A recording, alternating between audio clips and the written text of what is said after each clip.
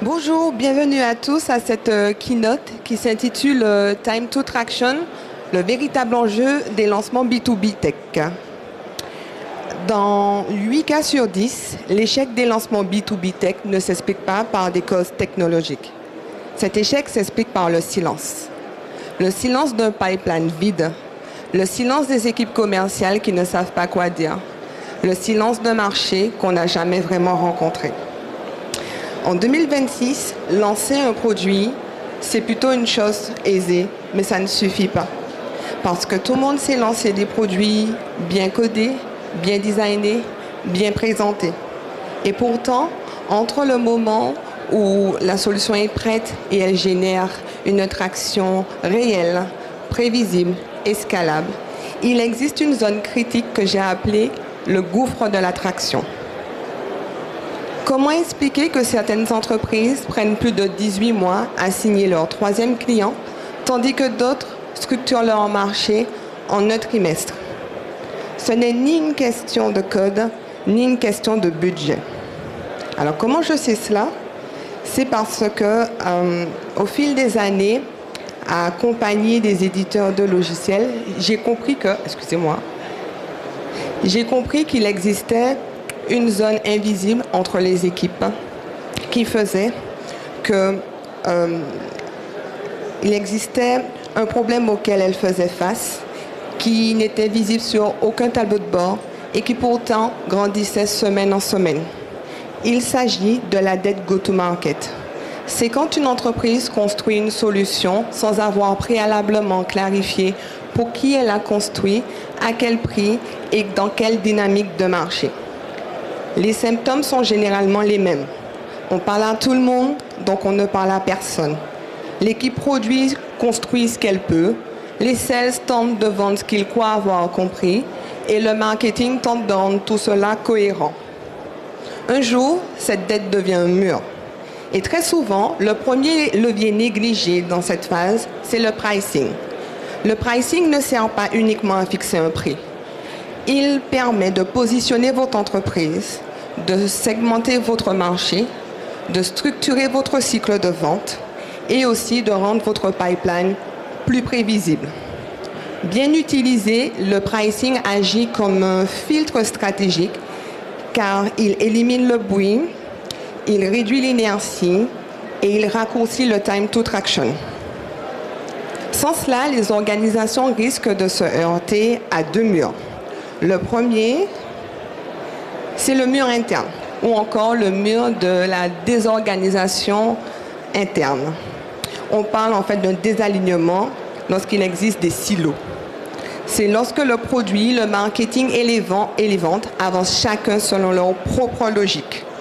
Le produit, il développe.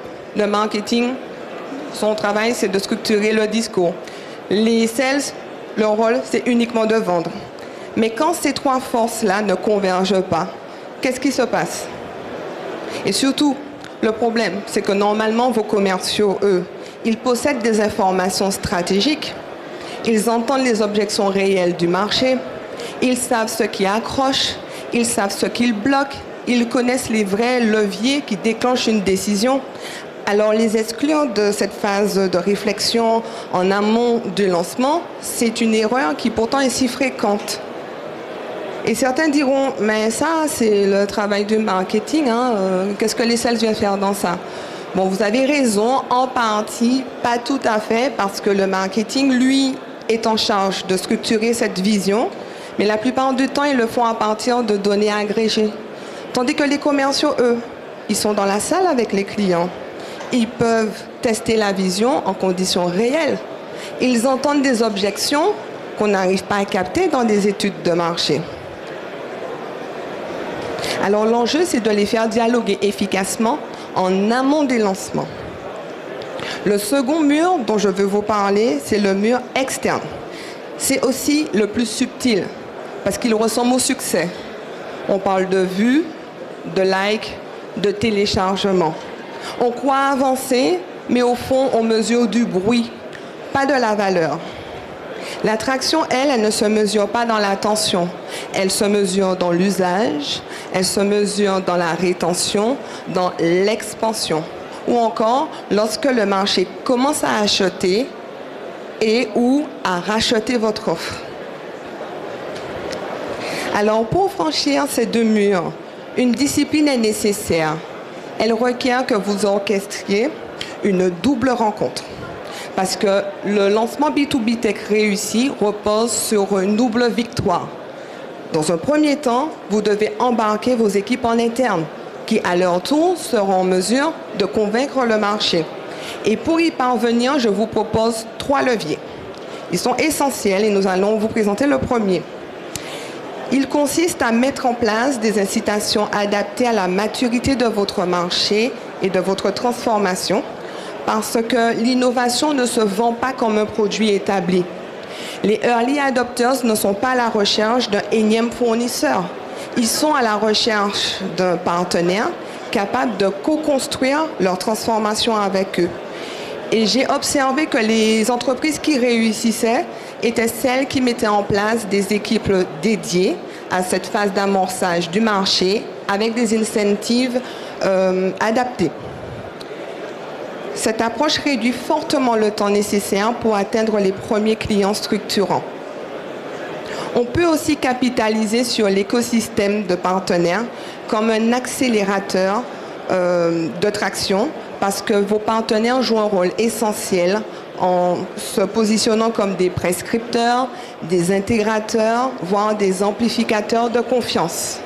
Les intégrer tôt dans votre stratégie go-to-market permet d'accélérer la diffusion sans augmenter vos coûts commerciaux.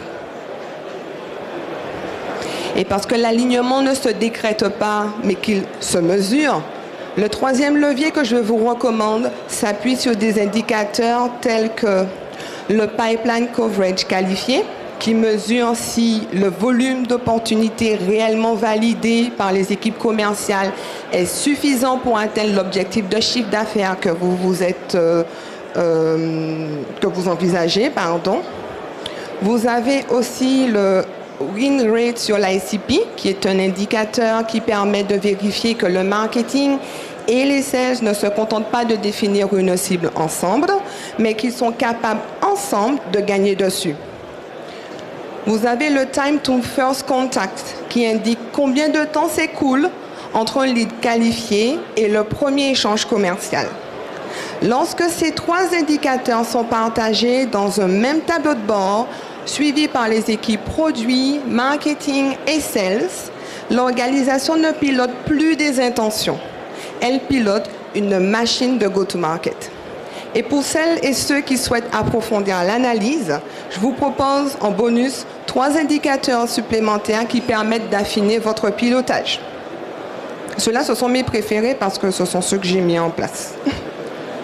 Nous avons le Content Utilization Rate qui détermine la part des contenus marketing réellement utilisés par les équipes sales pour préparer leurs rendez-vous commerciaux et conclure les ventes.